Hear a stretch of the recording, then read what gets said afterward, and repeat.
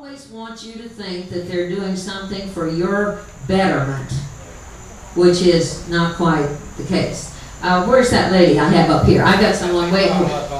Well, no, I got this lady's been waiting, Raleigh. I'll get right to you. You sit in the empty chair and think about running for office. Okay? He's from Swain County. He's a lifelong resident of Swain County, and I know him really well, very well, otherwise I wouldn't do this to him. Okay, it's your turn. Who are you? I'm April. Cashiers. Nice to meet you, April. Will they know what we're asking? You're on tape, ma'am. We are taping you. Okay. You know that, don't you? So be careful. And my concern goes along with what you were talking about, and even with the Democratic Party. I think the Democratic Party has been hijacked. I think the Democrats better wake up and look at what's happening to their party. And I just have this feeling that grows more strong daily, that I think, I don't know who Obama is a puppet for, but I think, whose agenda here is really being driven. And, it's not a Democrat agenda, and I think, there's some really scary, like these czars, who's investigating, and how can, the power grab. And I would like the Democrats to answer that. Are they comfortable as Democrats with this power grab and the control? Socialism and communism can't grow in a strong economy.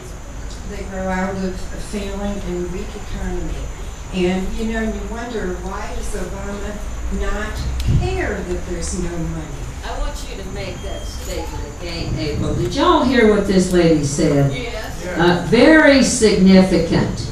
Things like this do not go or can't be created in a strong electorate and economy. So you see, it goes always right back. The old thumb is pointing back at us. And why doesn't Obama care? I mean, there is no concern. There's no concern about the Constitution, whether he's following the Constitution. There's no concern about what's happening with our economy or how much money he spends that isn't there. He doesn't care about the polls. I truly don't think he doesn't want to hear, and I don't think he cares, because there's just plain an agenda. And the only important thing is getting this agenda done. And whose agenda is this? I don't think it's Democratic Party agenda. They're supporting, and I just wonder how many of them, I'd like to know from Hagan and Shuler, are they standing there as stymied and dumbfounded as we are, as what's going on, and don't know what to do about it? If they don't realize that when they're for it, they gotta get out. Very nicely said. Give her a hand. There's some very important points there. I don't know who's behind it. I wish I did. I used to, kiddingly, before Barack Obama became president of the United States, I used to say that this was almost like having Al Capone back in charge of Cook County, and that he came out of a gangster county. Now, I'm sure all of y'all are aware that Cook County was the most crooked county in the nation back in the early 80s, back in the 50s. And I lived not too far from where Al Capone had a house. So, I mean, he had free reign in the country. But I've often thought that that's who's kind of behind all this, is we have a bunch of gangsters that's trying to hijack what we have been working on all of our lives. But we have gotten lazy. And I say that about myself, too. We have. We have gotten lazy. We have backslidden to this degree. It has been captivated, hijacked, call it what you want. But they have hijacked our country. Well, they have hijacked our companies too, but they've also used our Christianity against us.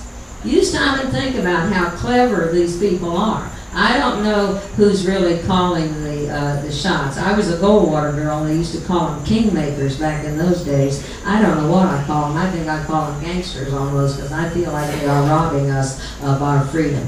And Robbie, you want to say something? Can I make it a point to just add? Sure.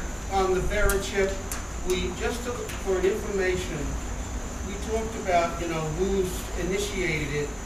3 state legislatures voted against that Verichip and said that they were not going to allow their citizens to be Verichipped. The federal government said, either you allow your citizens to be Verichipped or we will cut off all federal assistance. Typical of the government, Just yes. want to let you know that that is a statement of fact. You see, if you don't follow rules and regulations as put down by the federal government, the first thing they do is to, well, what did your parents do when you got out of line? Didn't they take your allowance away from you? Ah, yeah, or they did something, they took something away from you to keep you in line. Well, this is to keep you in line. This is why you don't want the government to have any say-so over how they spend our money. Our money should be spent locally. That way we can control it. You can best service your community on a local level. It can't be serviced from Raleigh. It can't be serviced from Washington. It's got to be serviced from right wherever your hometown is. This is why your elected officials on a local level is absolutely imperative that you have honest, transparent people that aren't afraid to speak their piece and try to protect you. That's all the speeches I'm giving today. I'm going to give it, Robert can do the next. Sure. I don't believe that. But that Verichip thing there, my brother sent me a tape. It's been over 15 years ago. The preacher John Hagan had this sermon. Now, he had that verification of that, or he wouldn't be preaching on it. But he sent me a tape of that right there. The Verichip has been put in people since the late 50s. They started putting that in. I'm not scared you might have renewed it or something like that. But it's been used in sex offender